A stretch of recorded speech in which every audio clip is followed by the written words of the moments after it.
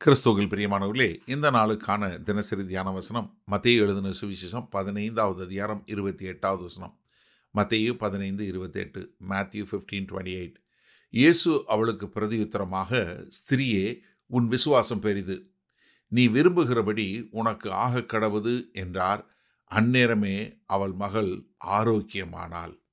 என்ன ஒரு ஆச்சரியம், என்ன ஒரு அதிசயம்! இயேசு என்ன சொல்றாரு? ஸ்திரியே, உன் விசுவாசம் பெரிது. என்ன? சகோதரியே, உன் விசுவாசம் பெரிது. என்ன?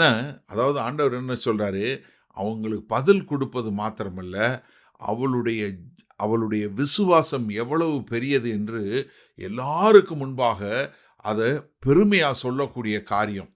ஏன்னா, இங்க ஒரு சில இடங்கள்ல தான் இந்த சுவிசேஷ நூல்ல கர்த்தர் பாராட்டக்கூடிய காரியத்தை நம்ம பார்க்கிறோம்.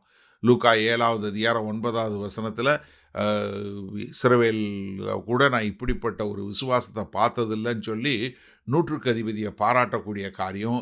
இங்க என்ன சொல்றாரு?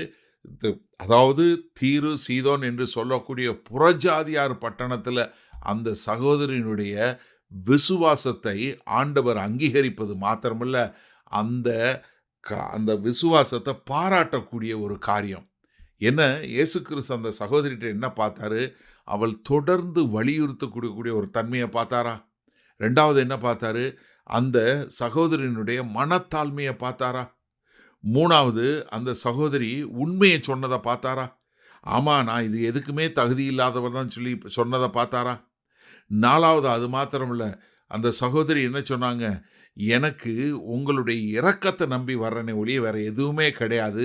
நான் உங்ககிட்ட வருவதற்கு எந்த ஒரு தகுதியும் கிடையாது. ஆனாலும் உம்முடைய இரக்கத்தை நம்பி வர்றேன்னு சொன்ன உடனே ஆண்டவர் சொல்றாரு, உன் விசுவாசம் பெரிது. அது மாத்திரமல்ல, நீ விரும்புகிறபடி உனக்கு ஆகக் கடவுதுன்னு சொல்றாரு. என்ன? உன்னுடைய மன விருப்பத்தை நிறைவேற்றக்கூடியவராய்.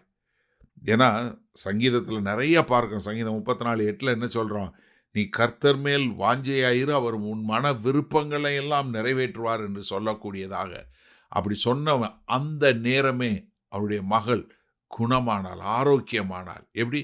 அந்த நேரமே, அந்த எப்போ ஆண்டவர் சொன்னாரோ அப்பவே. அப்போ என்ன? அதாவது இது எப்போ நடக்க வேண்டியது? கர்த்தராகிய இயேசு கிறிஸ்து கல்வாரி சிலுவையில் மரித்து உயிர்த்தெழுந்த பின்பு புறஜாதியார் சேர்க்கப்பட வேண்டியது.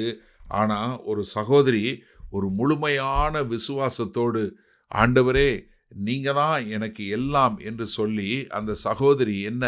உம்முடைய இரக்கத்தை நம்பி நான் இருக்கிறேன் அப்படின்னு சொன்ன உடனே அந்த சகோதரிக்கு அங்கு அவளுடைய மகளுக்கு உடனே ஆரோக்கியமாகக்கூடிய ஒரு காரியம். அப்போ என்ன? தன்னுடைய மனத்தாழ்மை, தன்னுடைய உண்மை, தன்னுடைய தொடர்ந்து வலியுறுத்தக்கூடிய காரியங்களால அந்த சகோதரி தன்னுடைய விசுவாசத்தை நிரூபித்து தான் நினைக்க வேண்டும் என்று கேட்டதை பெற்றுக்கொள்ளக்கூடிய காரியம் கால அளவிற்கு முன்பாகவே. சரி, இந்த நாளில் இந்த வசனத்தை நம்ம எப்படி எடுத்துக்கொள்வது? நீங்கள் கர்த்தர்கிட்ட இப்போ எப்படி வர்றீங்க? முதல்ல மனத்தாழ்மையாக வர்றீங்களா? ஆண்டவரே, நான் பாவி, என்னுடைய பாவங்களுக்காய் கர்த்தராய் இயேசு கிறிஸ்து கல்வாரி சிலுவையில் மரித்து உயிர்த்தெழுந்தார் என்று சொல்லக்கூடிய அந்த ஒரு மனநிலையில் கர்த்தர்கிட்ட வர்றீங்களா? அப்படி வர்றவங்களா இருந்தால் நீங்கள் எந்த மாதிரி கர்த்தர்கிட்ட வரக்கூடியவங்களா இருக்கிறீங்க? அந்த மகள் முழந்தால் படியிட்டு ஆண்டவரை ஆராதிக்கக்கூடிய மகளா வந்தாலே அப்படிப்பட்ட ஒரு காரியத்தில் வர்றீங்களா? அந்த சகோதரி திரும்பி போகக்கூடத்தக்கதாக அநேக தடைக்கல்ல கர்த்தர் போட்டார். ஆனால் ஒவ்வொரு முறையும் அந்த சகோதரி என்ன பண்ணாங்க? அந்த தடைகளை மீறி இவர்தான் இரட்சகர் என்று கர்த்தரை அறிந்து கொண்டு கர்த்தரை இன்னும் பின்னாக தேடி போகக்கூடிய ஒரு காரியத்தை பார்த்தோமே. அப்போ நம்ம எப்படி இருக்கிறோம்? ஒரு நிமிஷம் சிந்திச்சு பாருங்க.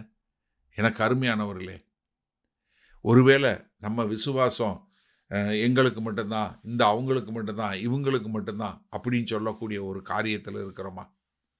அது மாத்திரமல்ல, அந்த சகோதரியினுடைய பிரயாணம் பாருங்க, தொடர்ந்து வலியுறுத்தி கொண்டே இருந்ததுனால அவங்களுக்கு உடனே ஆண்டவர் பதில் கொடுக்கக்கூடிய ஒரு காரியம்.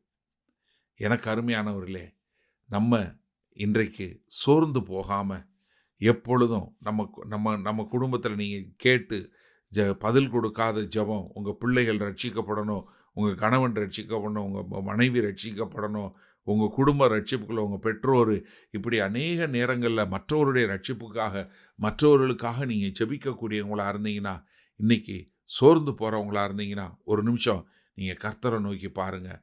கர்த்தர் உங்களுக்கு ஒரு பெரிய விடுதலையை கொடுக்கட்டும். ஒரு மனத்தாழ்மையோடு, உண்மையோடு, ஆண்டவருடைய இரக்கத்தை நம்பி தொடர்ந்து ஜெபிக்கக்கூடிய மக்களாக இருப்போமா? வல்ல பிதாவே, இந்த அருமையான நல்ல நாளுக்காய் நன்றி. இதோ இந்த கானானிய ஸ்திரீ எங்கள் எல்லோருக்கும் ஒரு முன் உதாரணமாய், எவ்வளவு அழகாய் நேர்த்தியாய் நாங்கள் எப்படி கர்த்தரோடு இருக்க வேண்டும் என்று சொல்லக்கூடியதா. சங்கீதக்காரன் பாடினது போல, நான் ஆகாமிய கூடாரங்களில் வாசமாய் இருப்பதை பார்க்கிலும் உம்முடைய ஆலய வாசல்களில் இருப்பதையே விரும்புகிறேன் என்று சொன்னது போல, அப்படிப்பட்ட ஒரு டெஸ்பரேஷன் எங்களுக்குள்ள உண்டாகட்டும் என்று மீட்பெரும் இரட்சகருமாகிய இயேசு கிறிஸ்துவின் மூலம் ஜெபிக்கிறோம் வல்ல பிதாவே. ஆமேன். கர்த்தர் உங்களை ஆசீர்வதிப்பாராக. நாம் இன்று மாலை மன்னால சந்திப்போம்.